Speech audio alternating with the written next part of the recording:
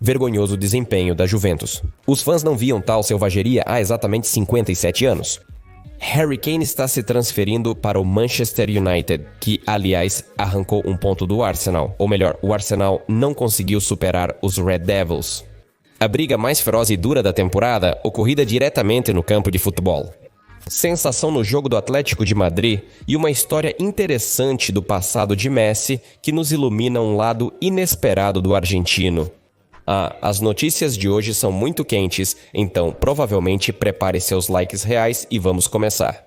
Bem, eu desejo a você um bom apetite e uma boa visualização. O clube Arábia Saudita está atrás de um dos melhores jogadores do Barcelona, e essa caça tem continuado por um bom tempo. No verão passado, Al Hilal ofereceu aos catalães 100 milhões de euros pela transferência de Rafinha, e a administração parecia disposta a liberar o jogador. Mas, naquela época, o próprio brasileiro recusou categoricamente, não querendo deixar o clube dos seus sonhos para uma liga que serve como refúgio para jogadores aposentados. Apesar das condições financeiras muito agradáveis oferecidas a ele, para a surpresa geral, Rafinha se tornou uma das revelações da temporada. Ele se transformou no líder mental do time catalão e prova isso com suas estatísticas. Ele já tem mais de 40 ações de gol e ainda há muitos jogos pela frente. No entanto, Al Hilal ainda não admitiu a derrota na batalha por Rafinha. Pelo menos é o que afirma a publicação Relevo. O clube saudita tentará contratar o brasileiro novamente no próximo verão. Dizem que as condições permanecem as mesmas. Mas se Rafinha recusou um salário de 15 milhões no ano passado, o que o fará mudar de ideia agora? Portanto, acredito que a oferta deve ser pelo menos dobrada. Nesse caso, o brasileiro pode considerar a transferência. No entanto, agora o Barcelona não será apenas um espectador. A liderança do Barcelona quer manter um dos principais motores desta equipe e planeja renovar o contrato de Rafinha em melhores condições. Rumores indicam que seu salário será um dos maiores de Cuba. Atualmente, ocorre uma campanha ativa entre os Azulgrana para manter seus líderes. Já foram assinados novos acordos com Pedro, Gavi e Araujo, estão em andamento negociações para a renovação de Rafinha e De Jong. E também no verão, quando Lamine e Mali completarem 18 anos, eles devem assinar um novo acordo com ele. Assim, o Barcelona está retornando à regra de 1 para 1, não desperdiçando atenção na compra de novos jogadores, mas concentrando-a na manutenção da estrutura desta equipe. Só podemos elogiar essa política, pois essa formação sob a liderança de Hansi Flick traz sucesso ao Barcelona em todas as frentes. Até agora, o clube conquistou apenas a Supercopa da Espanha, cujo campeão é decidido em 2 partidas. Mas as chances de um grande troféu nessa temporada são grandes, então perder Rafinha seria simplesmente estúpido. Mas ainda assim, Al Hilal é uma das equipes que tem recursos e argumentos para lutar pelos melhores jogadores da Europa. A trágica notícia que chocou a capital catalã no sábado à noite fez a equipe desistir de jogar a partida, e Osasuna e Barcelona decidiram adiar o encontro. Agora surge a questão de quando os catalães poderão realizar essa partida, já que o calendário apertado praticamente não lhes dá a oportunidade de fazer isso durante a temporada regular. Se o Barcelona continuar a ter sucesso em todas as 3 competições, a partida pode ser realizada após o final da temporada na La Liga. Os catalães não têm espaço para isso, mas é difícil imaginar. E é improvável que a liderança da Liga dê esse passo. E o Barcelona terá que se virar de alguma forma ou desistir de um dos torneios para não cair em declínio. A única pausa adequada parece ser a semana entre a 37ª e a 38ª rodada da La Liga. Não haverá nenhum jogo em outras competições, nem haverá uma pausa internacional. Isso só significa que os jogadores do Barcelona terão que enfrentar possivelmente uma decisiva e difícil viagem para jogar contra o Atlético, já desgastados. Independentemente de como o jogo for realizado, essa questão está longe de ser resolvida. No clube catalão, os pensamentos estão voltados para a família e entes queridos do médico falecido recentemente. Mesmo os principais rivais diante do Real Madrid não conseguiram ignorar esse trágico evento. O clube expressou suas condolências pela morte prematura de Carles Miniar Garcia.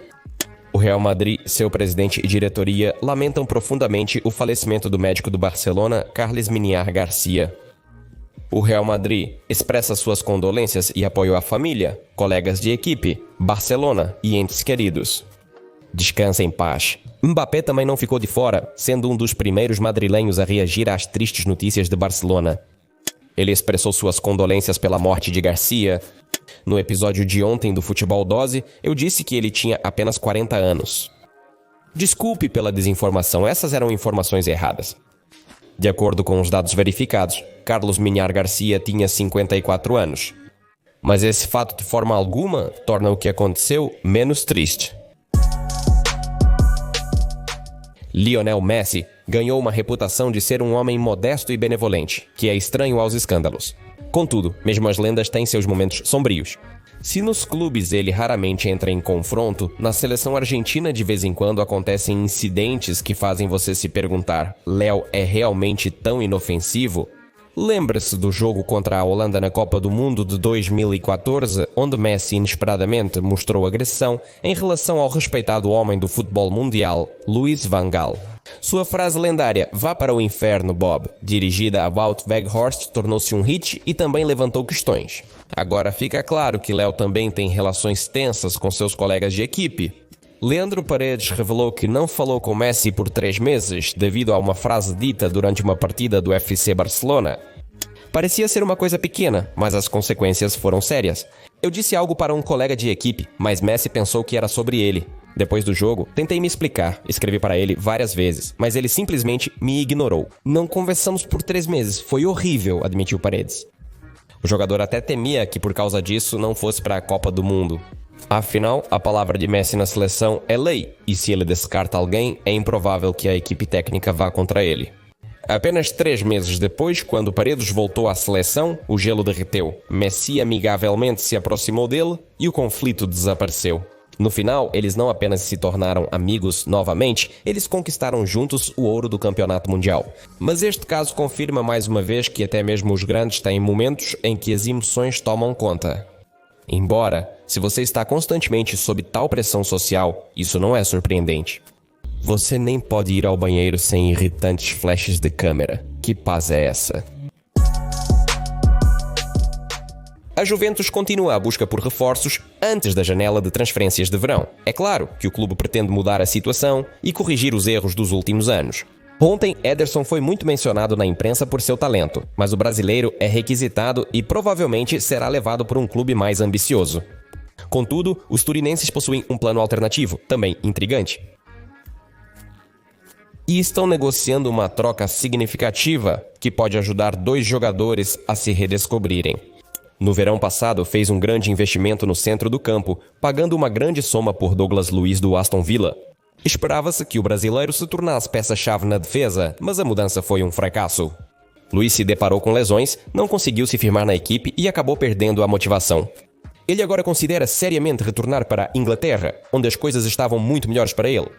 Os Soroquis estão dispostos a dar-lhe essa oportunidade, mas, por sua vez, sugerem a substituição de seu jogador, cuja carreira se desenrolou de acordo com um cenário semelhante.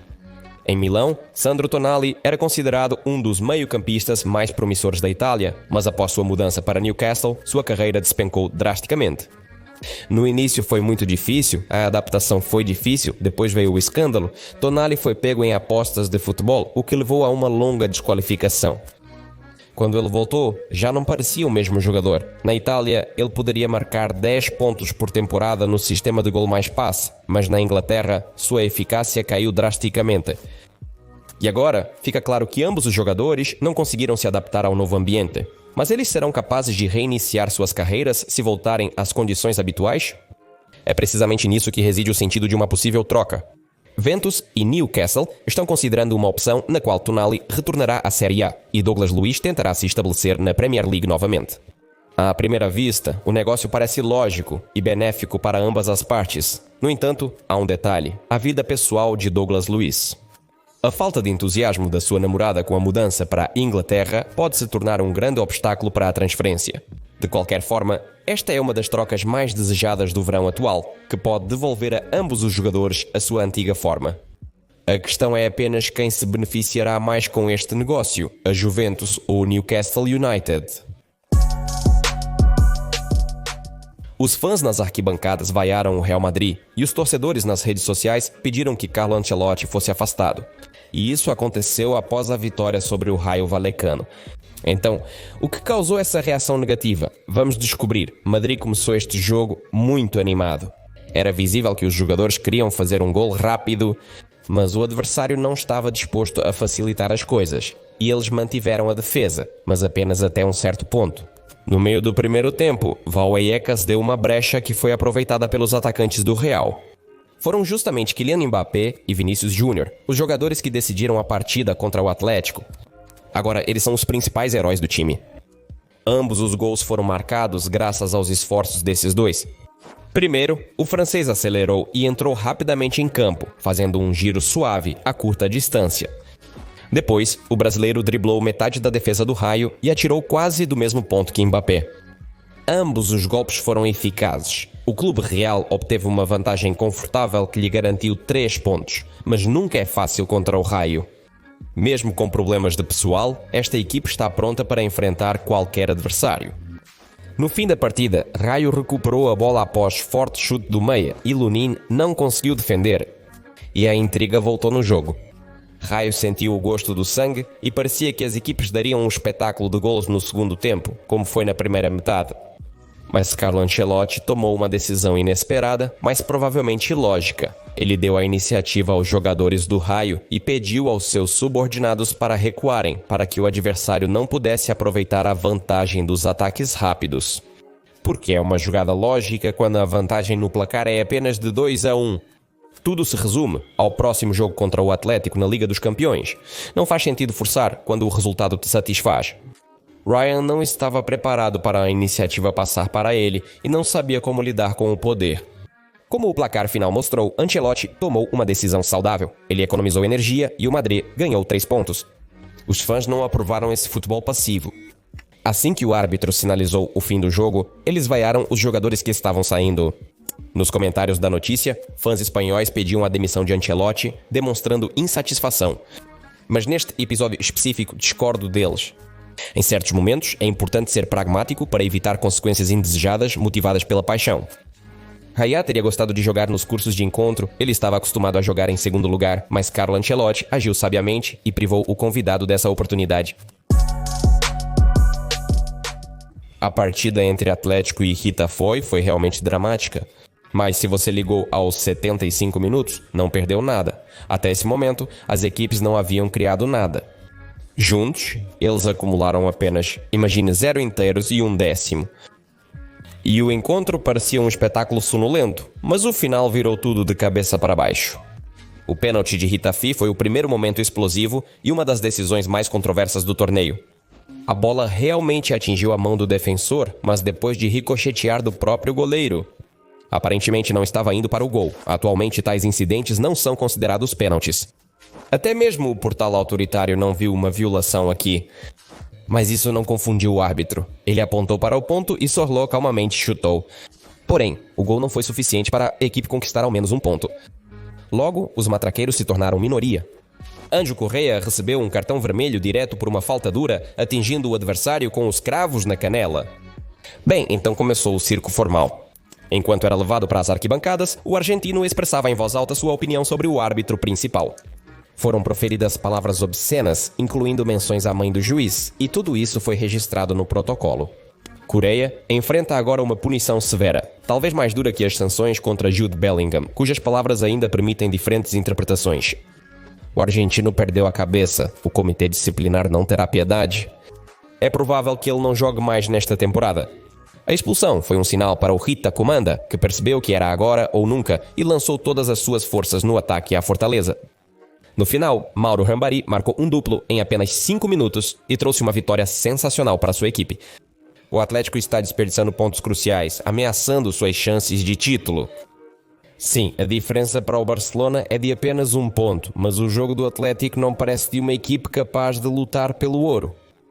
E se ele continuar nesse ritmo, no final da temporada terá que lutar não pelo título, mas por um lugar no top 4. Oficialmente, ainda restam 10 rodadas na Premier League inglesa, mas na prática, a corrida pelo título já está praticamente encerrada. A diferença entre o primeiro e o segundo lugar é muito grande para se falar em uma luta real. Só um milagre salva o Arsenal. Liverpool segue vencendo com confiança. Nesta rodada, a equipe de Arne Slot lidou com o Southampton e levou os próximos 3 pontos, enquanto o Arsenal perdeu pontos, empatando com o Manchester United. E os londrinos podem se considerar sortudos, porque se houvesse penalidades após empates na Premier League, Ruben Amorim poderia ter sido oficialmente concedido o título de dono de Mikel Arteta. A equipe portuguesa parecia muito mais convincente, mas o Arsenal foi ajudado pelo bom jogo do goleiro e pela sorte comum. No final, os canhões conseguiram se agarrar a um ponto, mas isso é um pequeno consolo diante da sua atual crise. O que temos aqui? Neste momento, o Arsenal está 15 pontos atrás do Liverpool, embora tenham um jogo em mãos. Mas e daí? Os Scousers estão em plena forma, jogando muito bem e nada indica que eles vão diminuir o ritmo. Mas Arteta tem problemas. A equipe não tem um atacante central e isso se reflete no jogo. O Arsenal não consegue vencer. Já são 3 rodadas consecutivas que os Gunners perderam para o West Ham United, empataram com o Nottingham Forest e agora empataram com o Manchester United. E à frente ainda tem a partida contra o Chelsea, onde também não há garantias de sucesso. A questão agora não é se o Arsenal vai alcançar o Liverpool. As chances disso são mínimas. A questão é outra. O Liverpool conseguirá estragar tanto o final da temporada a ponto de perder a vantagem de 15 pontos na Premier League? Arteta disse que sua equipe não vai desistir, mesmo sendo difícil de acreditar. Isso está correto, mas diante da falta de pessoal, o Arsenal deve reconsiderar suas prioridades. Na Premier League, os canhões já perderam praticamente todas as chances de título, mas na Liga dos Campeões é uma história completamente diferente. Lá, ainda é possível conquistar o troféu. E, possivelmente, deveriam se concentrar exatamente nisso. A Bundesliga austríaca raramente aparece nas manchetes da mídia mundial, mas ontem aconteceu um jogo que será lembrado por muito tempo. O encontro entre Hartberg e Rapid foi marcado por desordens, que colocaram o jogo em risco de ser interrompido. A polícia invadiu o setor de visitantes, os fãs fugiram para o campo e até espectadores inocentes acabaram se machucando. Antes do apito inicial, a polícia alega que realizou uma verificação rotineira de documentos e proibiu a entrada de faixas. No entanto, os torcedores viram isso como uma provocação. Eles estão acostumados com o tratamento duro em jogos fora de casa, mas desta vez a tensão atingiu o limite. No início, havia apenas discussões verbais, mas depois a situação ficou fora de controle. Quando os grupos de ultras começaram a se confrontar, a polícia lançou unidades táticas. Em certo ponto, as forças de segurança invadiram o setor de visitantes, iniciando confrontos e encurralando os fãs. Alguns deles, para evitar espancamentos e detenções, correram para o campo em pleno jogo, antecipando o intervalo. O juiz, vendo o caos fora do estádio, decidiu adiar o início da partida. Segundo a Sociedade Civil de Ação, os distúrbios tiveram vítimas, incluindo participantes ativos do conflito, espectadores comuns, idosos, mulheres e crianças. Enquanto os ultra-radicais lutavam com a polícia, eles não perceberam que suas ações colocaram seus próprios torcedores em risco. Em meio a tudo isso, o próprio futebol ficou em segundo plano, mas a partida ainda aconteceu. E para o Rapid, isso foi mais uma decepção. A equipe deles perdeu por 1-2 e agora está à beira da eliminação do grupo. Esse mesmo grupo de equipes que lutam para permanecer na competição na segunda metade da temporada. Este incidente pode ter sérias consequências. A questão não é apenas se haverá sanções contra o clube e os fãs. Após tais eventos, inevitavelmente surge a questão da segurança nas partidas do campeonato austríaco. As autoridades do futebol darão sua resposta, mas apenas depois de ouvir atentamente ambos os lados. Os torcedores da Juventus sentem há tempos que o clube está no caminho errado. Eles nem mesmo poderiam prever tal humilhação histórica. Os torineses não apenas perderam, eles se envergonharam diante de seus próprios fãs. A derrota por 4-0 para a Atalanta é a maior derrota em casa no campeonato em 57 anos. A humilhante derrota começou com um pênalti no 19º minuto. Matteo Retegui friamente converteu o chute do ponto de penalidade. A Juventus virou perseguidora. No intervalo, os fãs já assobiavam, percebendo que a catástrofe estava próxima. Porém, ninguém imaginava que na segunda metade a Juventus desmoronaria completamente. Assim que o apito soou para o segundo tempo, a Atalanta desferiu o segundo golpe. Aos 46 minutos, Martin de Roon amplia o placar para 2-0. A Juventus foi surpreendida rapidamente com mais um gol. Os fãs estão furiosos e os jogadores desmoralizados. Mas isso foi apenas o prelúdio para a mais devastadora derrota da década. No minuto 66, Zappa Costa. No minuto 77, Lookman. O placar final é 0-4. Estádio em casa, estádio cheio, uma vergonha total. Peço desculpas por usar essa palavra novamente, mas não tenho outras palavras. Os turinenses pareciam uma equipe derrotada, sem caráter e vontade. Eles não resistiram, não lutaram e não tentaram salvar a face. Isso foi uma tragédia para o futebol italiano. Os torcedores não suportaram mais. Cada nova bola perdida era acompanhada por um apito cada vez mais ensurdecedor. Os fãs gritavam maldições para a administração. Administração, você nos enfureceu. Respeite nossas cores.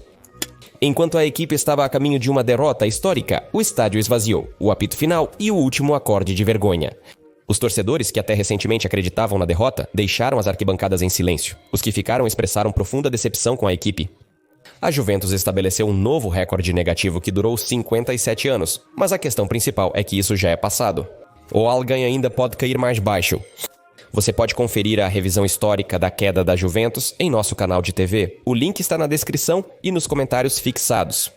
Apenas certifique-se de afastar as mulheres e os fãs da Juventus das telas com antecedência. Nem todos podem suportar tal visão. Arsenal e Manchester United estão com dificuldades para evitar o rebaixamento nesta temporada. A equipe está desesperadamente precisando de um atacante que marque gols, pois as opções atuais não estão sendo eficazes. O fato alarmante é que Rasmus Højlund não se destaca nem por gols nem por passes decisivos há 20 jogos seguidos. A última vez que ele marcou um gol foi no início de dezembro, e desde então já se passaram 3 meses.